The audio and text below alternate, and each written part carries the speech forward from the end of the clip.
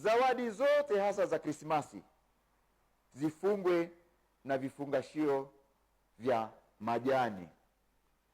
Regreening Christmas. Majani, kuna majani ya mitende, kuna majani ya migomba, kuna majani. Watu waanze kuwa wabunifu. Zamani watu walikuwa Wachaga walikuwa wanafunga nyama na majani ya migomba. Sikuwa tunafunga nyama. Huwezi kwenda wetu unaenda kuchukua nyama wamechinja Krismasi, wamechinja wakati kuna harusi, unafungiwa kwenye majani. Kwanza hilo jani halitoi sumu, halafu linaoza na ni rafiki wa mazingira. Kwa hiyo tubadilike radically, nyuzi 180 au 361 tuanze kutumia majani. Na kuna ile inaitwa bamboo trees, bamboo. Siku hizi nimeona hata pale Dubai, nimeona Doha, nimeona sehemu nyingine Afrika Kusini vikombe vya bamboos ambavyo vinaoza badala ya plastiki.